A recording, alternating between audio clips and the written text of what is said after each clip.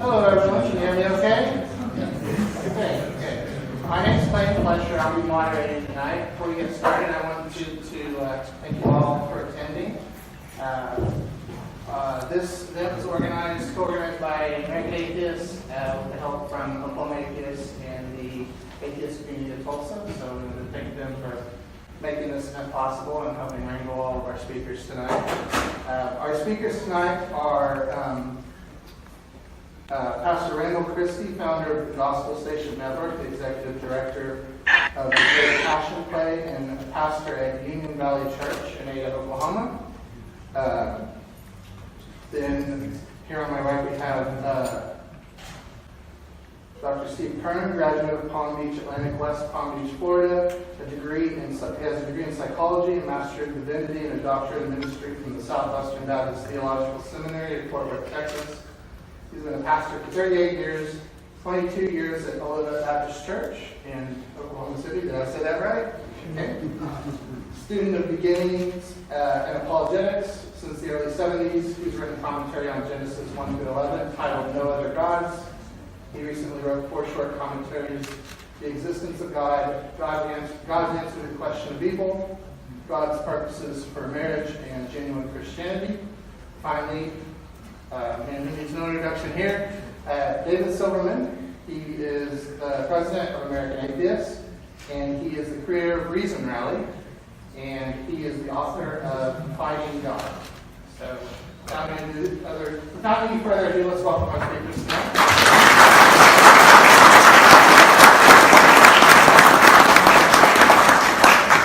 So our topic for discussion tonight is, does America need God? And the format's going to be as follows. I'm going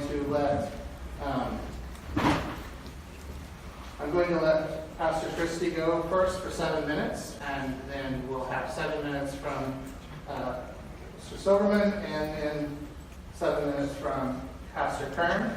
That'll give us the first third of the hour, at which point I'm going to pose questions based on what the speakers have to say in their presentations to each of them, and allow follow-ups and rebuttals.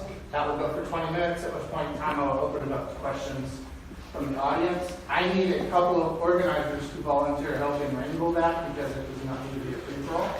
So, Kate, you can start that. So, without further ado, I'm going to open the floor up to Pastor Randall Christie.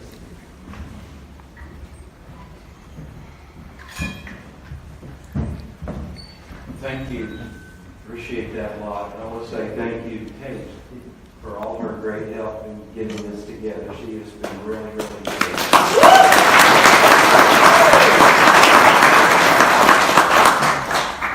Well, I'm an Okie. Lived here all my life. I grew up around Henrietta, Oklahoma. Went down to Ada, Oklahoma to go to college and met my wife and never have left. We started working in a little church outside of town with youth group, and that was 33 years ago. And I'm still there, and the church has grown a lot. It's called Union Valley, and everyone's welcome in Union Valley. All of you would be welcome at Union Valley. Everybody from every walk of life, and that's my philosophy about what Christianity means. There's a lot of different definitions. You'll probably hear some definitions tonight of the word religion, Christianity. People like to, it seems to me that people tend to put things in their own box or in their own definition. And so all I know really to do is to share my definition. And see, I don't really think religion is a bad word. I think it could be used in a bad way. There's been a lot of terrible things done in the name of religion throughout history. There have been a lot of horrible atrocities that people used religion as a tool to manipulate the masses to do horrible things. And I totally agree with that. In fact, I abhor that. And I believe that God abhors that. I also believe that it means different things to different people. In my vernacular, Christianity to me means having a relationship every day with Jesus Christ. And that is kind of a foreign language to some. That's all right. It was to me once too. But once it starts and once you experience the things that Christ really does with you or for you on a daily basis, then nobody, no matter who they are, could ever convince you that it's not true. And you would never know it until you know it. And so, I also have a background in science. I have a biology degree and a chemistry degree and an advanced coursework in human genetics. And I taught it for many years. I was a teacher focused on science and administration for 17 years. And I love teaching science. And I believe in true science. I 100% believe in science. But I think that some folks have lost the true meaning of science. They've exchanged philosophy for science. Philosophy is not science, it's the opposite of science. And when you have a philosophy, I love to discuss philosophy. That's why I was intrigued to get this invitation. I thought, well, we get to discuss differing philosophies. And I've been watching some videos of Mr. Silverman, and he seems like a very refined speaker, and I feel very privileged and honored to be here, frankly. But I just want to tell you that it's fundamentally wrong to substitute philosophy for science. Science is about observation, discovery. It's about being able to report what you see and what you find, facts that are true. And it's also about developing hypothesis and trying to find supporting evidence for that, and then maybe even being able to elevate that to a theory. And then theory then eventually, sometimes theory eventually is accepted as law if there's enough evidence and replication over time. That's science. That's what science is. And there really is no other definition of science. When someone begins to insert their personal belief system into conversation and call it science, that's dishonest. And so I would never do that. I would tell you that if we want to talk about science, I would love to talk about it because I believe in true science, but I don't believe in some false science that's being perpetuated today. And give you an example. In all the years of my teaching, I've never seen not one fossil of a really true missing link between types of creatures. I'd like to see one. I would think there probably would be one somewhere, but there is none. They don't exist. And so when you jump over that big line, you've inserted your philosophy into science, and I have a problem with that. I really don't know exactly how we came to be. And I also know that it's scientific fact that nobody can tell anybody what happened a million years ago. I can't. I can't tell you what happened a million years ago, and there is not one scientist alive on the planet who can tell you what happened a million years ago. They can speculate. They can use a lot of, they can infer, and they can project, and I do love those discussions. But to make a big leap from philosophy to fact or philosophy to science, that's really dishonest. And so I want to close by saying this. There's nothing I could say to convince anybody that there is a God. And so I didn't think that that was my job tonight, because I don't think it's possible for me to convince anybody that God exists or Jesus exists. But I'll say this, and my time is up. In all the years of counseling people in education and pastoral, my wife, my 5 kids, all my grandkids, and people that I've known, strangers from all over the world, I have found a common denominator. And that seems to be that everybody I've ever talked to are searching for more truth, searching for fulfillment in somewhere or the other. And I would just suggest to you tonight that the people that are fulfilled in that purpose have found it through Jesus Christ. Thank you.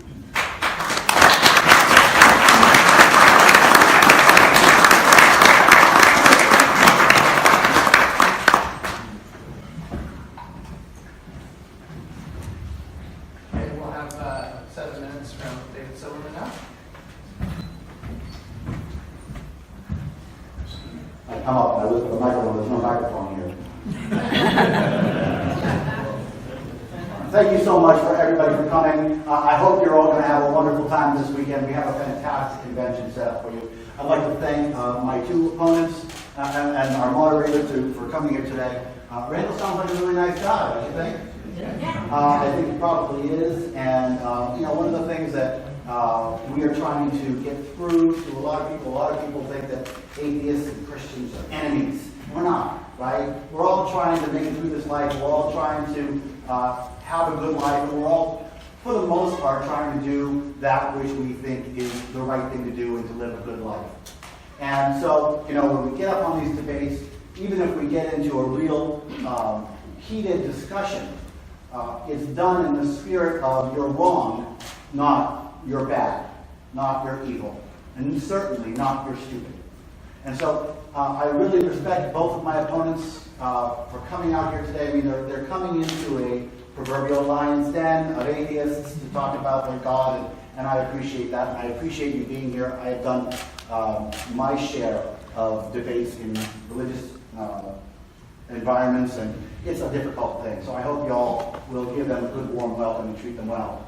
The debate question tonight is, does America need God?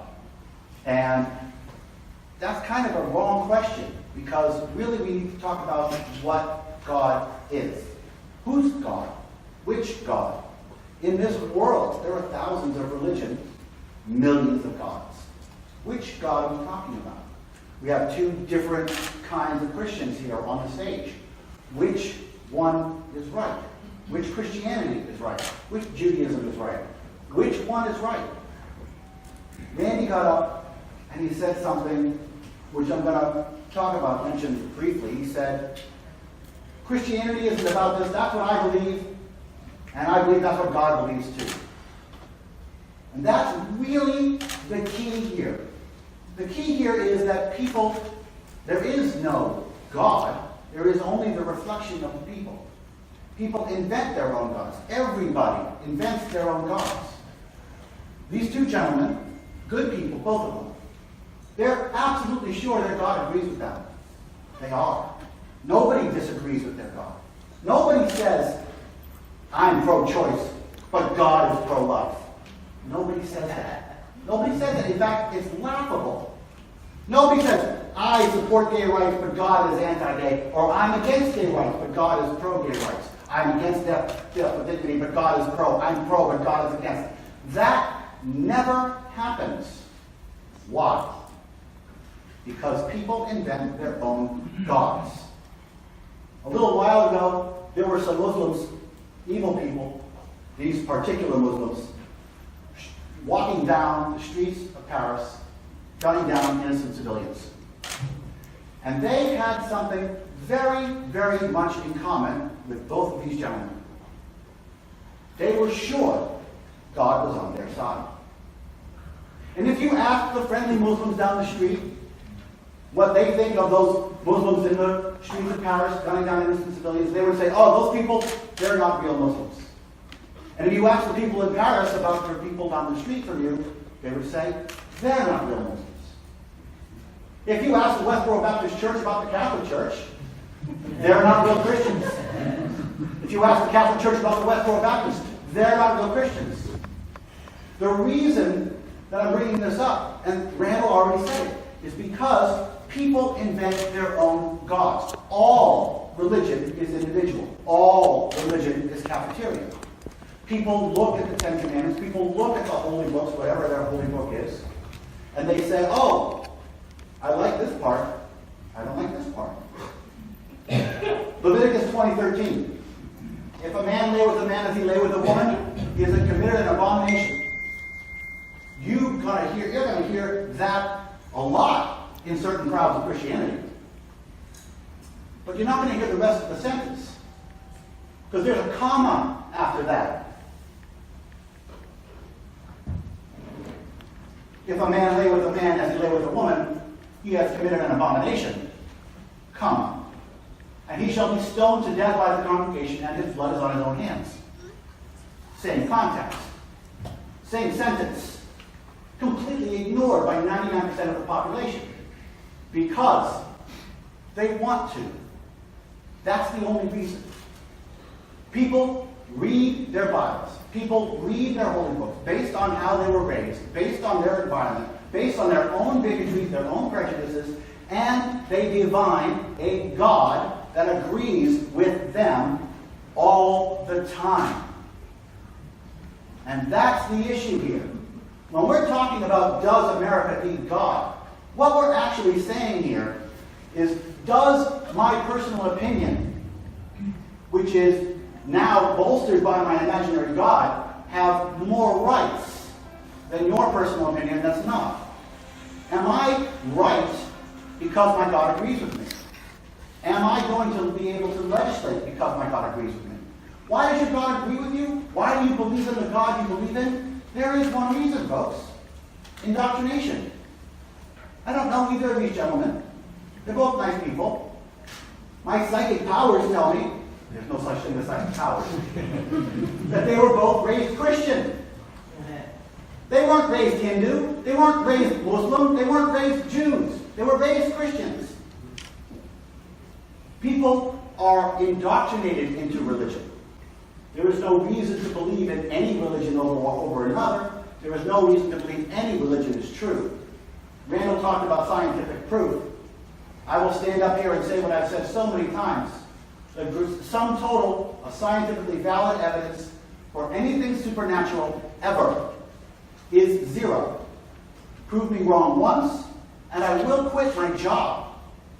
I'm not afraid, because the amount of evidence that separates these two religions and Zeus and Thor is 0.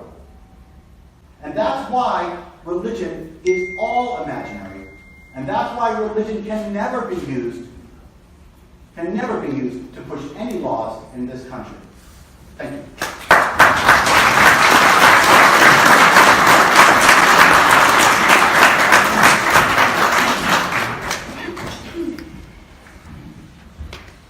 And our final opening statement will be by Pastor Steve Curry. Well, first of all, I don't believe that my brother and I are in two different religions. I believe we both believe in the same Jesus and have had the same conversion experience. I'd also like to say that I didn't invent my God invented me. When he came from heaven, lived a life on this earth, proved himself to be God, died on the cross, paid the penalty for my sins. And it's his death on the cross that has made me who I am now, because of my faith in him. I didn't invent that. He did in me.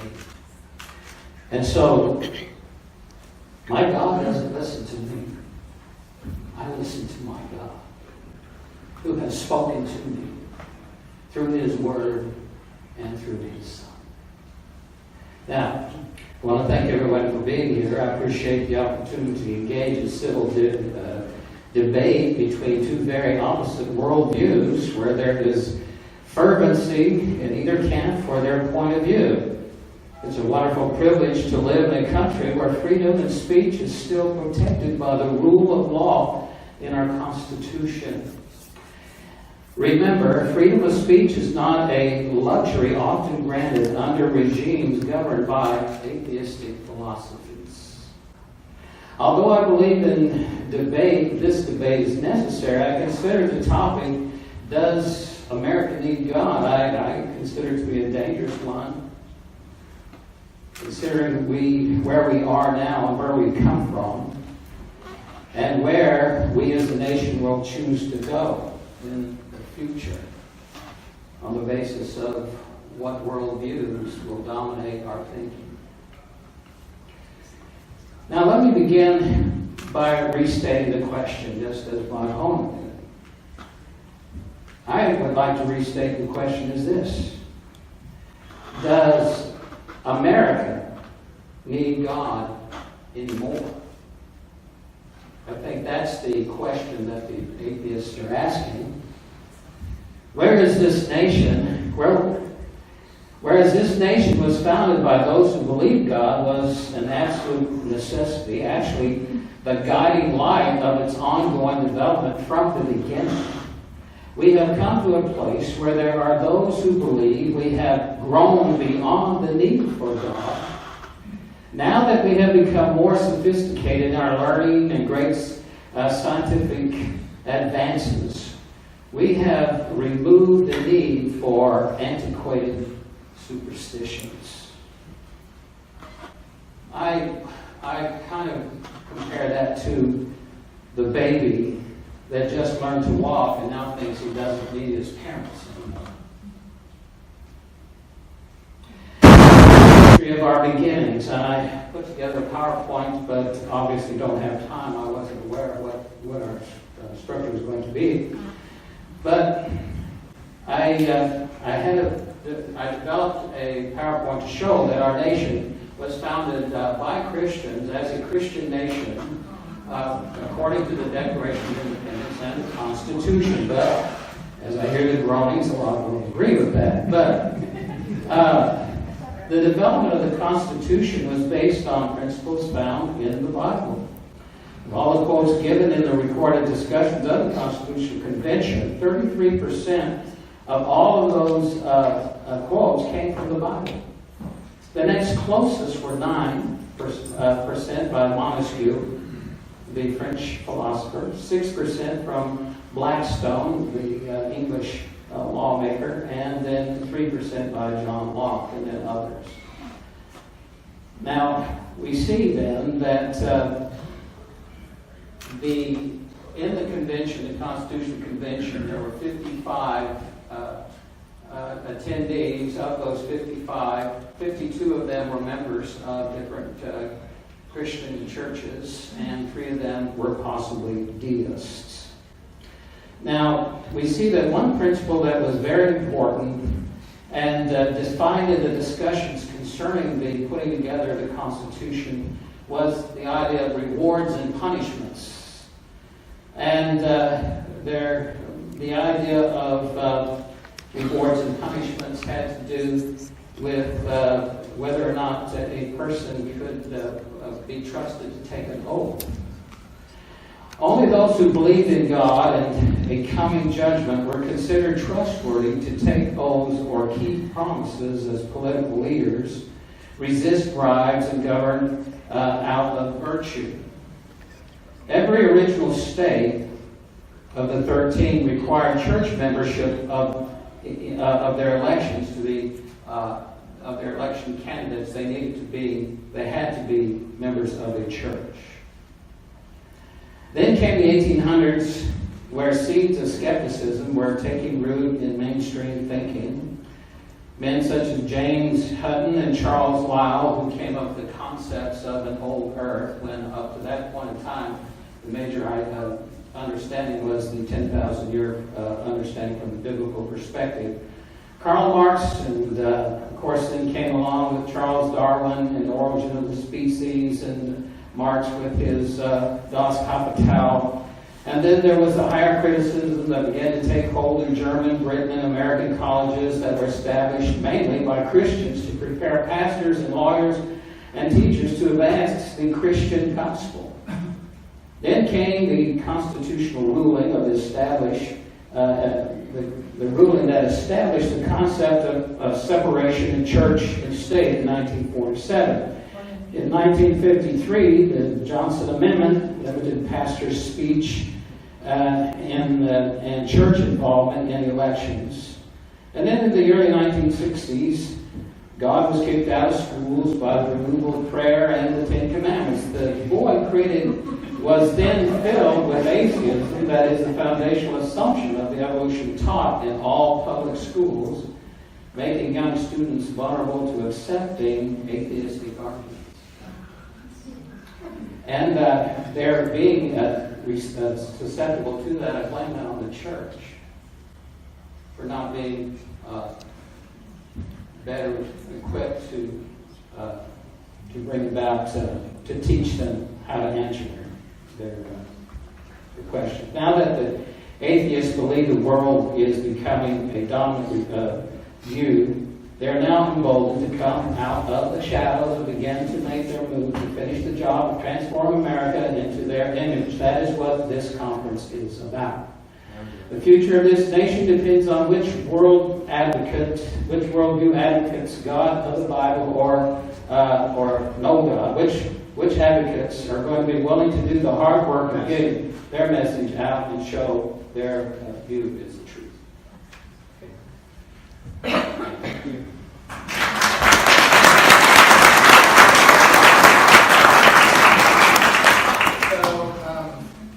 For the next round, I'm going to open it up to field questions from the speakers, and then I will also steer the conversation with some questions of my own. I will let David lead if you have any questions for your... Sure. So, let's talk about the differences between the two of you. Let's talk about the differences between the two of you and other religions. There are a billion Hindus on this planet. They believe in gods that have multiple arms and elephant heads. There's a billion of them. They are sure that their gods created them. They are sure that their gods created this planet. They pray to their gods answer back. Their gods make them rich or poor. Their gods make them happy or sad. And that's one religion with a billion people. Sir, you said that your God made you. Sounds exactly the same. In fact, it is exactly the same. So how would you respond to my charge that the only reason that you're a Christian is that you were raised Christian, which is the same reason, but the only reason that they are Hindu is that they were raised Hindu, that they see their God as images of themselves. They create a God in their minds, and they claim their God created them because it makes them special, it makes them important. And they have exactly the same evidence to support their assertions that you do. Only you completely discount what they say. I disagree with you. Why? Because I have a choice to be a Christian or not to be a Christian. They have a choice to be a Hindu or not. And you have a choice to be a Jew or not to be a Jew. Yeah. Well, the reason why I have chosen to remain being a Christian is because of my investigation of Christianity and found it to be reasonable and something that can be supported by the realities of the world that I live in that fits what I have come to understand from Christianity and how it shows that actually because we have Christianity in itself has a unique answer to every other religion, and that is the fact that God himself became a man, lived on this earth, and showed himself to be God, and through all kinds of witnesses, then died on the cross according to his prophecies, and then rose again. And we have witnesses of all of that. Now, I don't have to be a Christian. I know a lot of people here that were born Christians. They're not Christians now. Right. Because they're atheists. Right. They have chosen not to believe. And you see, that's the whole thing about faith anyway. Isn't that what about God is? It says in the Scriptures that without faith it's impossible to please God anyway. So apparently God set it up in such a way that we are supposed to have a faith. But He's given us enough of the evidence that we need to be able to have Tell me the evidence, Pastor. Tell me what separates Christianity, what through your studies did you find? I mean, you look at Hinduism, Krishna, Christ, the first God was named Christ. was born on half of a god, born on December 25th. He was killed. Well, that depends on Muslims did. what you think, really what was the first religion. My understanding is that I believe that Genesis chapter 1 was the first written document that there is. And that Based on what evidence? Based on the scripture itself and based on the different kinds of archaeological evidences and things that we see that basically from out of, excuse me? Hinduism predates Judaism by several centuries. No, it doesn't. Yes, it does. Well, it may do Judaism, but it doesn't the Bible. I'm going to step in now. It doesn't the Bible. Sir, the Bible, Judaism is based on the Old Testament. Genesis 1 is Judaism. Yes, I know. And some people think that Moses wrote that, but it wasn't written by Moses. Moses compiled it. Those things were written. Those were written before the flood, All right, I'm going to let and then passed on after the flood. So that makes them all older than Hindus. Okay, Pastor Christie, I'm going to let you step in. Do you have any response to Mr. Silver's question about the... I think I forgot the question.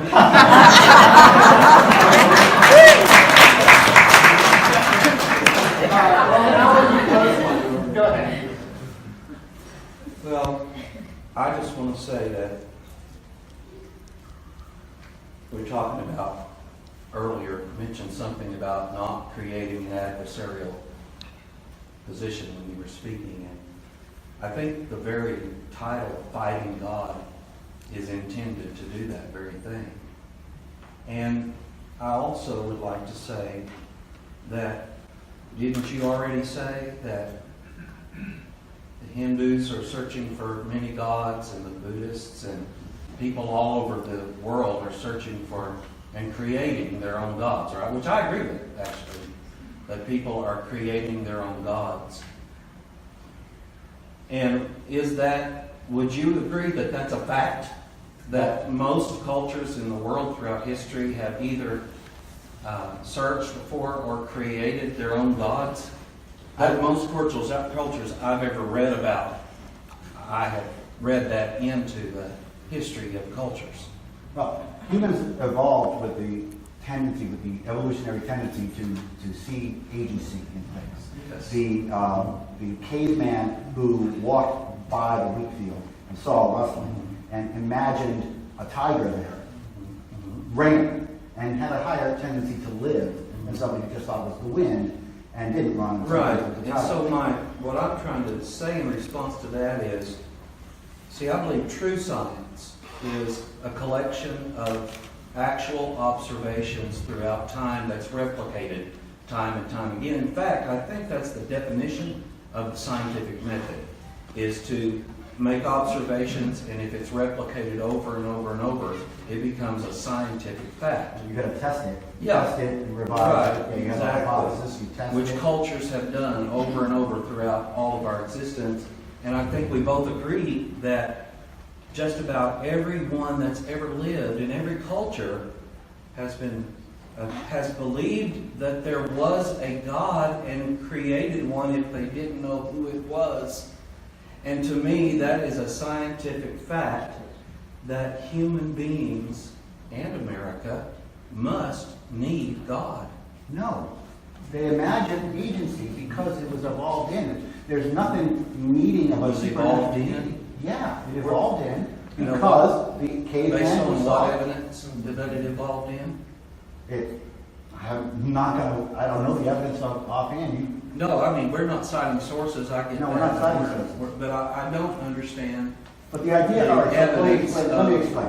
So evolving the fact human. that we have a natural tendency, we humans have a natural tendency to seek agency. This is the reason you look up in the Yes, sky. I and agree see with this, that, okay? 100%. Okay, so it absolutely makes sense that people would create their own gods. And Yes, I it want to does. make sure that you understand, when I'm saying gods, I'm saying lowercase g, gods, Yeah, okay? I agree. So I'm not saying that most cultures are searching for your God. No, I didn't I'm say saying- that. I said okay. for a God. Okay, and when People they're searching not- so hard, they even make one up if they don't have one. they all make one up, nobody has one. There are no gods, nobody has one. And that's Every the single difference. God Really, that's the only difference that you and I have there, I think. Well, sure, because you invented a God that you think is real. No, And he I invented a God that you didn't think is invent real. one. And everybody in this I verse, didn't everybody in this audience who Why thinks do that you there keep is a saying God. that I invented it? I didn't invent it. Well, Oh, he agrees with you 100%, doesn't he?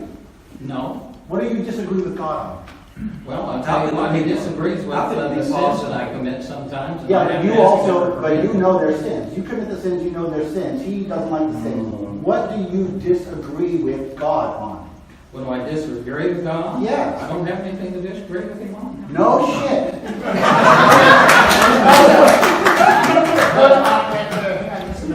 But that's the whole point, that's a Yes, that is the circular whole thing. point. Nobody in this room, in this planet, except the... I think the question, I think you're the one that asked me the question. Sorry. Weren't you?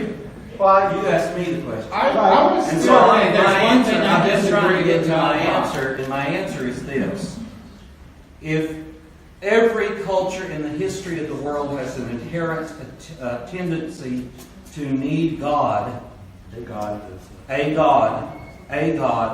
that is evidence that people need God. We believe a God, Okay. not necessarily your so God. I'm gonna raise another question because something was said, Pastor Crane said something, and I don't actually know what everyone on this stage thinks about this.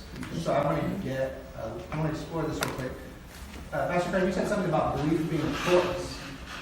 And I'd like to explore that a little bit because I'm not certain that everyone on this stage agrees with that, and I want to flesh that out a little bit. Do you think that someone can choose what they believe about the world? The reason why I'm not going to try to answer that question is because actually what we have going on here is we have a collision of two different worldviews.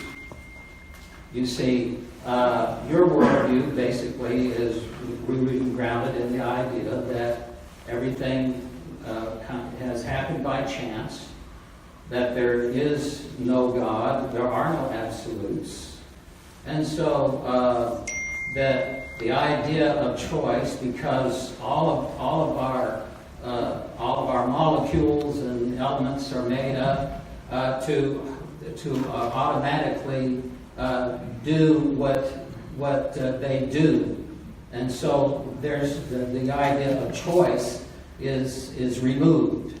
That's your point of view. But see, my point of view is that there's a God who created me and gave me a choice because he wanted to have a relationship with me that would be rooted and grounded in my decision to love him or not to love him, to serve him or not to serve him, because he wanted to have a valuable relationship with me, not one that was robotic. So there's two different. There's no way for me to answer your question because I don't have the worldview you have. Okay, Pastor Christie, do you believe the belief itself, the belief about certain propositions is something that you can choose? A lot of the debate, any debate I've ever been a part of, really has to do with the definition of words. Just like the definition of the word religion or the definition of the word belief. You know, I believe that drinking water is sitting there, and so much so every time I look at it I get thirsty. But I don't put my faith and trust, which Christians define belief, in that bottle of drinking water. So a lot of it is just semantics that is sometimes manipulated. And by preachers, they're good at it too.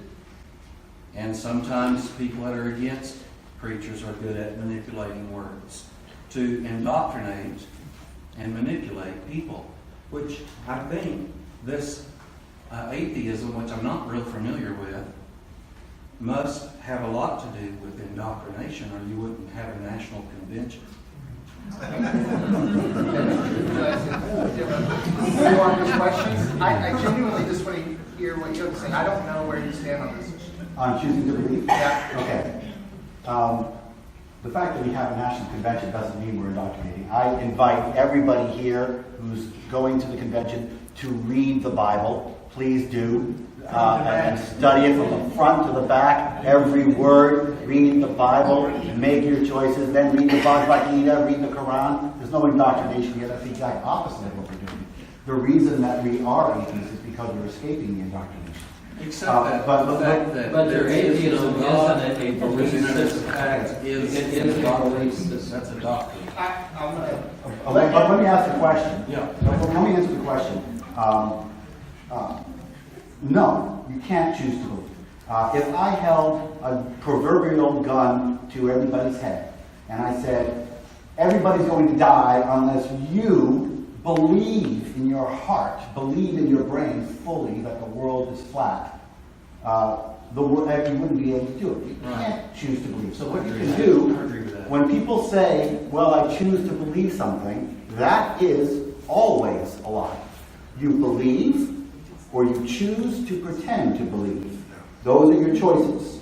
You believe what you believe that that water's there. You're not choosing to believe that water's there. You believe it's there based on your senses, based on your evidence. Exactly. You cannot not believe that water's I there. 100% agree with that. So there is no choosing to believe. There is no choice in what you believe. There is a choice in whether or not you act on those beliefs. There is a choice in whether or not you pretend to believe something else. You can say, I don't believe that water's there, but you can't actually do it.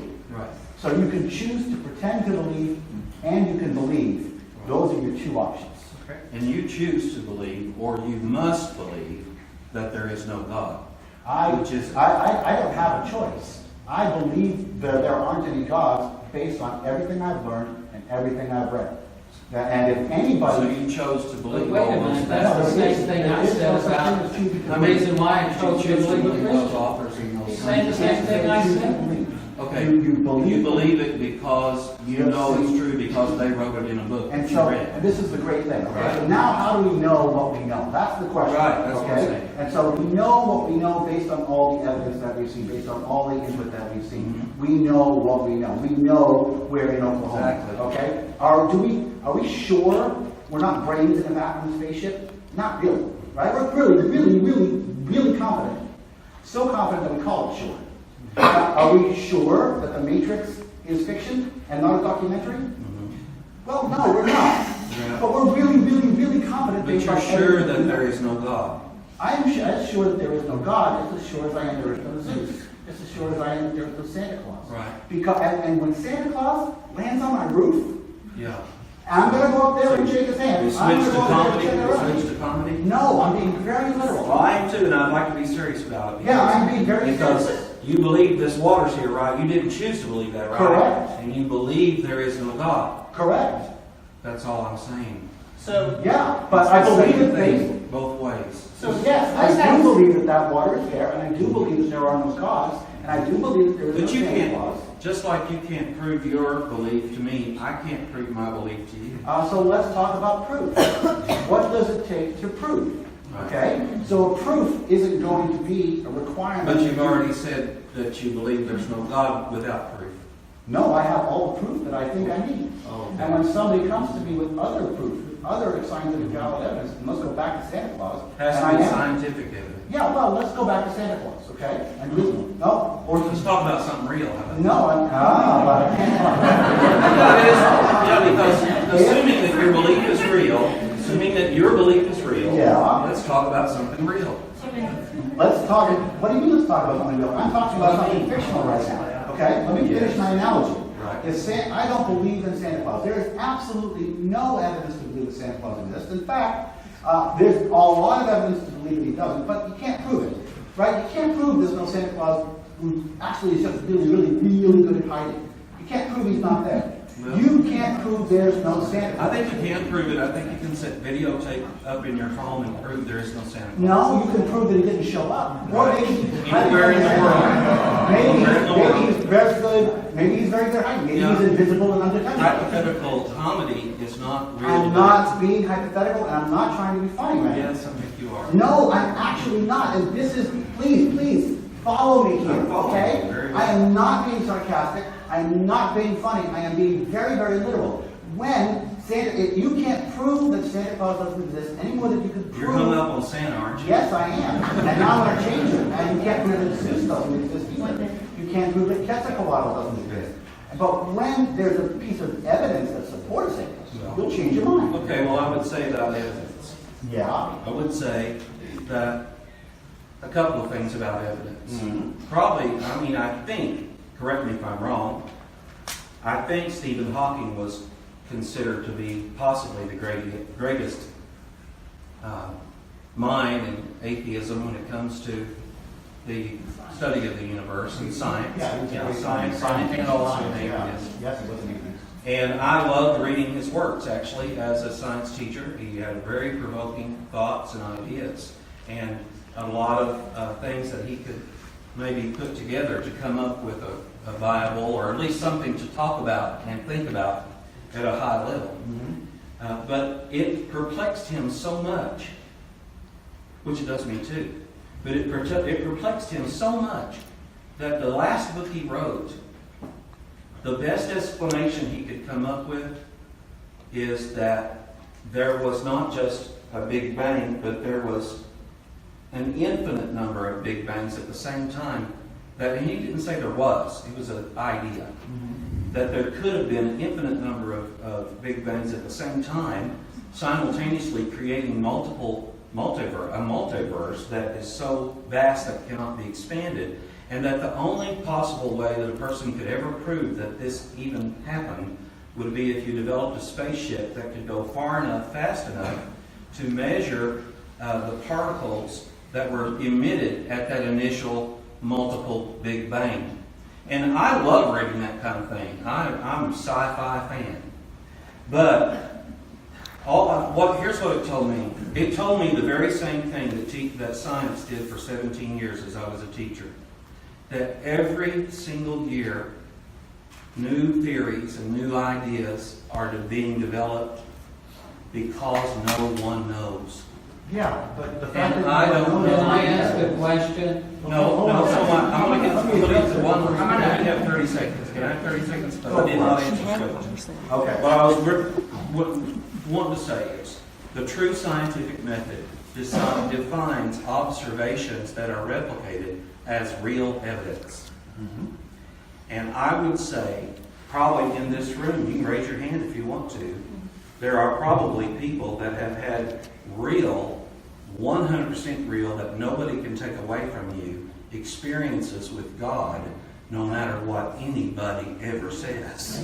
That's why we have peer review. Yeah. Because people invite and things. That's I'm gonna- evidence. And let me ask, has anybody here had a personal experience with a God that you didn't believe in? Or has everybody had an experience with a God that you actually did not believe in? Are there any Christians here who had an experience What do you with mean by believing? Vishnu? What do you mean by believing? Has any Jew here seen Allah? Has anybody here who has envisioned a God seen somebody else's God? Tell me about it. So I had an instance where, if any of you are familiar with sleep paralysis, where you wake up and you're conscious, but your body is still frozen in your bed, and you start to hallucinate and see things. And so I've been visited by everything from aliens to like different deities, different gods. Muhammad was one of them, and both as a Christian and later as an atheist. You believe those were real? In the moment. Real. So when I was a Christian, I thought it was demons. Yeah. And then later I had the exact same experience with aliens. Right, so then you determined they were not real, right? Well, because I learned the science behind what was happening in my And brain. agreed that they were So, not but real, why did right? you not believe that the But aliens... the people that raised their hands a few minutes ago, see, they know that it was real. That's the difference. But I knew at the time. Okay, Ah. I'm gonna, let's open it up to questions from the audience. Can I get, I'm gonna have people line up over here so that it's not willy-nilly. I'll take, go one at a time. She seems very eager to ask a question. I figured everyone would have a question, especially around Easter time. I didn't get to hear any evidence that maybe there's evidence for the resurrection. Can you tell us about that? Okay, I have no doubt that Pastor Cronin has views on that, so I'm going to let him have some floor time. Well, we think in terms of the New Testament as being the Bible, when in reality it's a collection of testimonies and witnesses, historical witnesses of people who basically experienced a 3-year time with a man that they became convinced was God. And what finally convinced them was the fact that they experienced his resurrected body after they saw him die on the cross and knew he was buried. And so there's evidence, of course, of the testimonies of all of the eyewitnesses that after the time of Jesus' resurrection, there were several appearances of Jesus. He appeared to over 500 people all during that period of time in different situations and circumstances. And one of the things that really convinces me that it was all true is because all of those people were so convinced that Jesus was the Christ, the Son of the living God, that when it came time for them to choose to live or die for that fact, they died. Do you have a follow-up? Well, that's all from the Bible, right? Did I not just say something that the Bible is made up of different Yeah, witnesses so of different people? You're using the Bible to support the Bible. There are no secular sources that Yes, that there are are. History. Josephus is a known forgery. Everybody knows that. No, Come on, folks. The evidence for the resurrection is exactly the same as the evidence for all of the other gods that have resurrected. Jesus isn't the first or the fifth or the 10th God that has resurrected in the history of humankind. but you see, you're It- taking the Bible and you're saying that the It's Bible a- is this religious book. No, the New Testament is made up of men and women who experienced something that have written it down in different times and from different points of view, and now have passed it on to us, and those have been made into a collection of testimonies. None of which is supported by something outside the Bible. None of it. Yes, it Now, is. except for the There are Roman, Roman historians that talk about Jesus. but not the resurrection. Sorry, none. Why would they talk about the resurrection? Because it's a big deal. Because they didn't want Christianity to survive. That's Oh, why are why. they talking about Jesus then? Well, and what about the? Why did they what talk about Jesus the but not the Pharisees resurrection? and the Pharisees, the Sadducees? None of them denied the fact that he did miracles and all the things that he did. None of them said he did either. Well, I can address some of this if you would like to Go ahead. know a little more about the evidence. There's evidence. I'll give you a little, good. I'm going to give you 30 seconds, but then I'm going to open it up to the I'll next give you question. 2 quick pieces. Come visit our museum at the Great Passion Play in Eureka Springs. It's full of artifacts that correspond with the New Testament writings that are actual artifacts by archaeology and discovery of secular archaeologists. Second piece of evidence is that the Roman Empire definitely did report the resurrection. In fact, Constantine gave his mother all the money and the resources she needed to go and purchase all the sites of Christ, one of them being the tomb that Jesus came out of. And so that is historical evidence that is real and does exist. Okay, I'm going to move on to the next question. Before you ask it, I want to say one thing. We're getting a little short on time, and I don't want the speakers to have to go over. We are not going to get to everyone in line. I'm going to encourage the speakers to try to keep it short so they can get to as many as possible. And also, please phrase it in the form of a quick question, not a rant. Thank you. Joe. Okay, this one is for Christy. You believe in observation. What about forensics? I do believe in forensics. I believe so much in forensics that I would like to see science conclusions based on forensics instead of extrapolation and speculation, like the age of rock layers that cannot be supported by real evidence, only speculation.